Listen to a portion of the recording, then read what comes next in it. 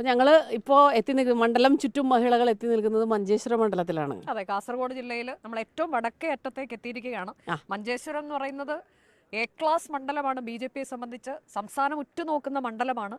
അപ്പോൾ നമുക്കൊപ്പം ചേരാൻ പോകുന്നത് മറ്റാരുമല്ല, ഇവിടുത്തെ ബി ജെ പിയുടെ സ്ഥാനാർത്ഥി, ബി ജെ പിയുടെ സംസ്ഥാന മുൻ അധ്യക്ഷൻ ശ്രീ കെ സുരേന്ദ്രനാണ്. നമുക്ക് അദ്ദേഹത്തോട് സംസാരിക്കാം. നമസ്കാരം. നമസ്കാരം. അപ്പോൾ വീണ്ടും മഞ്ചേശ്വരത്തിലേക്ക് എത്തിയിരിക്കുകയാണ്. അതെ, 4ാം തവണയാണ്. ഇത്തവണ പിടിച്ചോണ്ടേ പോവുള്ളൂ. ഉറപ്പായിട്ടും ഇത്തവണ 100% ഞങ്ങൾ ജയിച്ചു. കഴിഞ്ഞ തവണ അതിന് മുമ്പത്തെ തവണയൊക്കെ വളരെ കുറഞ്ഞ ഭൂരിപക്ഷത്തിനാണ് ജയിച്ചു പോയിട്ടുള്ളത് മറ്റേ സ്ഥാനാർത്ഥി. അവര് ജയിച്ചല്ലോ, അവരെല്ലാരും കൂടെ ചേർന്നിട്ട് എന്നെ തോപ്പിച്ചതല്ലേ. അതിനെതിരായിട്ടുള്ള നല്ല വികാരം മണ്ഡലത്തിലുടനീളം ഉണ്ട്. അപ്പൊ ഇത്തവണ ആ രീതിയിലുള്ള പ്ലാനുകളൊക്കെ അവർക്കുണ്ടോ?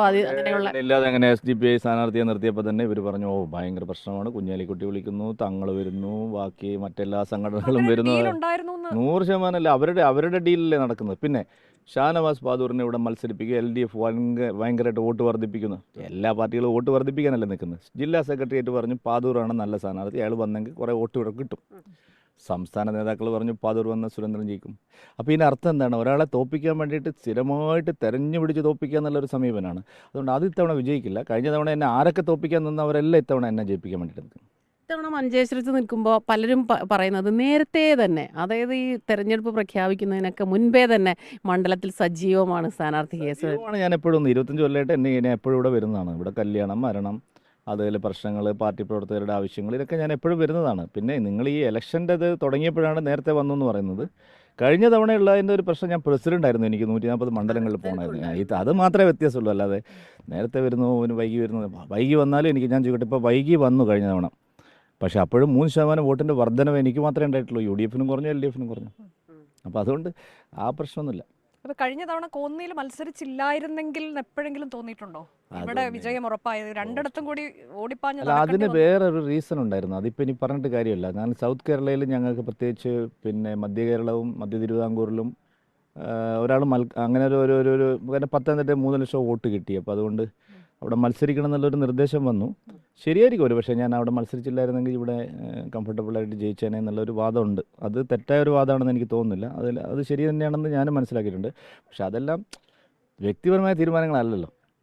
അപ്പോൾ ഇത്തവണ അങ്ങനെയുള്ള ഒരു കാര്യമില്ല. മറ്റൊന്ന്, BJP സംസ്ഥാന അധ്യക്ഷൻ എന്നുള്ള ചുമതലയില്ല. അപ്പോൾ കുറച്ചുകൂടി ഈ മണ്ഡലത്തിൽ കോൺസെൻട്രേറ്റ് ചെയ്ത് പ്രവർത്തിക്കാൻ കഴിയുന്നുണ്ട്. അപ്പോൾ അത് കുറച്ചുകൂടി ആത്മവിശ്വാസം വർദ്ധിപ്പിക്കും. തീർച്ചയായിട്ടും. അതല്ല, ഇത്തവണത്തെ സാഹചര്യങ്ങളിലെ മാറ്റമാണ് ഒന്നാമത്തെ പ്രധാനപ്പെട്ടത്. മറ്റേതിപ്പോൾ സുരേന്ദ്രൻ അല്ലെങ്കിൽ ഒരു കാൻഡിഡേറ്റ് എന്നുള്ള നിലയിൽ എന്നെ ഇവിടെ ആരും പുതുതായിട്ട് ഇൻട്രൊഡ്യൂസ് ചെയ്യുന്നതല്ലല്ലോ. എനിക്ക് എല്ലാവരും അറിയാം, പേരെടുത്ത് വിളിക്കാൻ പറ്റും. എതിർ പാർട്ടികളിലുള്ളവരെയും എനിക്കറിയാം. അതുകൊണ്ട് ഇത്തവണത്തെ സാഹചര്യം എന്താ വെച്ചാൽ, ഒരു 10 വർഷം ഒരാളെ നിന്ന് തോൽപ്പിക്കാൻ വേണ്ടിയിട്ട് എല്ലാവരും ശ്രമിച്ചു. പക്ഷേ എന്ത് ഗുണമുണ്ടായി എന്നുള്ള ചോദ്യം വളരെ ശക്തമാണ്. ഒരു വികസനമില്ല. നിങ്ങൾ ഈ മണ്ഡലത്തിൽ യാത്ര ചെയ്തിട്ടുണ്ടാവുമല്ലോ. റോഡില്ല, വെള്ളമില്ല, സ്കൂളില്ല, കോളേജില്ല, മെഡിക്കൽ സൗകര്യങ്ങളില്ല, അടിസ്ഥാന പ്രശ്നങ്ങളൊന്നും പരിഹാരമായിട്ടില്ല. വെറും വർഗീയത ഉപയോഗിച്ച് തെരഞ്ഞെടുപ്പ് ജയിച്ച് പോകുക എന്നുള്ളൊരു സ്റ്റാൻഡാണ് അതിനെതിരായിട്ട് നല്ല വികാരമുണ്ട്. അതാണ് ഞാൻ പറഞ്ഞത്, കഴിഞ്ഞ തവണ ആരൊക്കെ തോൽപ്പിക്കാൻ നിന്ന് അവരൊക്കെ ഇത്തവണ എന്നെ ജയിപ്പിക്കാൻ വേണ്ടി നിൽക്കാൻ. വലിയ ഭൂരിപക്ഷം കിട്ടുന്നതാണ്. നല്ല ഭൂരിപക്ഷം. മംഗൽപാടി പഞ്ചായത്ത് ചിലപ്പോൾ ഒരു പക്ഷേ ഞങ്ങൾ ലീഡ് ചെയ്യില്ല. മംഗൽപാടി ഒഴിച്ച് ബാക്കി എല്ലാ പഞ്ചായത്തും ഞങ്ങൾ ലീഡ് ചെയ്യും. ഈ മറ്റ് ഒരു വിഷയത്തിലേക്ക് കൂടെ വന്നാൽ, ഇപ്പോൾ ഈ എന്തൊക്കെ വിഷയങ്ങളാണ് താങ്കൾ ഉന്നയിക്കുന്നത്? ഞാൻ വികസന വിഷയങ്ങൾ മാത്രമേ പറയുന്നുള്ളൂ. എൻ്റെ എതിർ സ്ഥാനാർത്ഥി ബഹുമാനപ്പെട്ട അഷ്റഫ് പറയുന്നത് ഞാൻ സുരേന്ദ്രനെ തോൽപ്പിക്കാൻ വേണ്ടി മത്സരിക്കുകയാണെന്ന്. ഞാൻ അതൊന്നും പറയുന്നില്ല. ഞാൻ ആരെയും തോൽപ്പിക്കാനല്ല, മഞ്ചേശ്വരത്തുകാർക്ക് ജയിക്കണം ഒരു പ്രാവശ്യം. അവരുടെ വികസന കാര്യങ്ങൾ നടക്കണം. അതിനുവേണ്ടി ഞാൻ മഞ്ചേശ്വരം മണ്ഡലത്തിലെ ഓരോ വോട്ടറെയും ജയിപ്പിക്കാൻ വേണ്ടിയിട്ടാണ് ഞാൻ മത്സരിക്കുന്നത്. എതിരാളി പറയുന്നത് എന്നെ തോൽപ്പിക്കാൻ വേണ്ടി. ശബരിമല സ്വർണ്ണക്കൊള്ള തെരഞ്ഞെടുപ്പ് വിഷയമാണോ? എല്ലാം വിഷയമാവുന്നു. കാരണം ശബരിമലയിൽ സ്വർണം കട്ടുകൊണ്ടുപോയിട്ട് അതിൻ്റെ കുറ്റവാളികൾ ഇപ്പോഴും ആ സ്വർണം പോലും പിടിക്കാൻ പറ്റിയിട്ടില്ല. അപ്പോൾ അതെല്ലാം ചർച്ച ചെയ്യും ജനങ്ങൾ.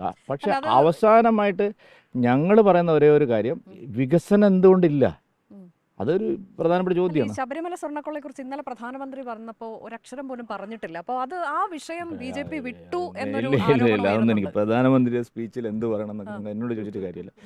അദ്ദേഹം പല കാര്യങ്ങളും ഇപ്പോഴത്തെ സാഹചര്യങ്ങൾ ഓരോ വരുമ്പോഴും എല്ലാം ആവർത്തിക്കുകയല്ലോ. അതിപ്പോൾ 4 തവണ വന്നല്ലോ.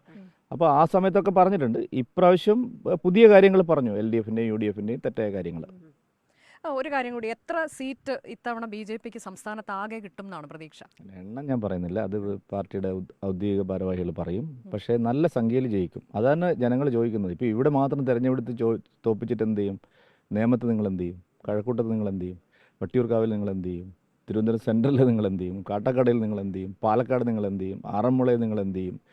അങ്ങനെ ഒരുപാട് ചോദ്യങ്ങളുണ്ട്. അപ്പോൾ അതുകൊണ്ട് ഒരു BJPയുടെ അക്കൗണ്ട് തുറക്കാൻ സമ്മതിക്കില്ലെന്നാണ് പിണറായി വിജയനും UDF മറ്റേ നമ്മുടെ പ്രവർത്തനത്തിലേ ഇല്ലാത്ത ശ്രീ AK ആൻ്റണി അടക്കം ചോദിക്കുന്നു. അവരെ വിടാൻ പാടില്ല. അത് ഇനി നടക്കില്ല കേരളത്തിൽ. ഞങ്ങൾക്ക് MP ആയി, മേയറായി, ഡെപ്യൂട്ടി മേയറായി, ഞങ്ങൾ എങ്ങനെ തടയാൻ പറ്റുന്നു? ഞാൻ ഒരു ലൈറ്റ് ആയിട്ടൊരു ചോദ്യം ചോദിച്ചോട്ടെ, ഇതൊക്കെ മാറിയിട്ടേ സാധാരണ ഇതിൽ കാണുമ്പോഴൊക്കെ ഭയങ്കര ഒരുപാട് ചുമതലകളുള്ളപ്പോഴാണ് കണ്ടിട്ടുള്ളത് മുഴുവനും BJP സംസ്ഥാന അധ്യക്ഷൻ. അത് കാണുമ്പോഴും വ്യത്യാസമുണ്ട് ആ കാര്യത്തിലൊക്കെ. ഇതിനു വേണ്ടി ഒരു പ്രിപ്പറേഷൻ ഉണ്ടോ? അതില്ല, ഇപ്പോൾ ഒന്നുമില്ല. എപ്പോഴും ഉള്ള പോലെ തന്നെ. ഞാൻ പൊതുപ്രവർത്തനം തുടങ്ങിയിട്ട് 35 കൊല്ലമായി.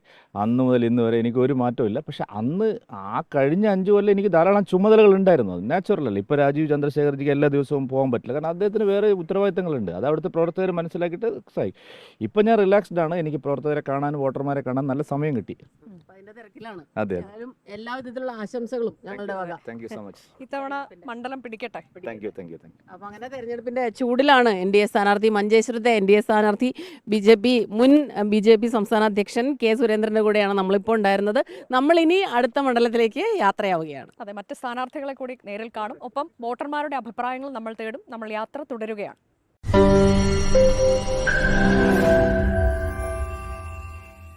ലോകത്തെവിടെയായാലും ഏത് സമയത്തും 24 വാർത്തകളും ഓഗ്മെന്റഡ് റിയാലിറ്റി പാക്കേജുകളും എക്സ്പ്ലെയിനറുകളും വിശദമായി കാണാൻ ഞങ്ങളുടെ YouTube ചാനൽ നിങ്ങൾക്ക് സബ്സ്ക്രൈബ് ചെയ്യാം.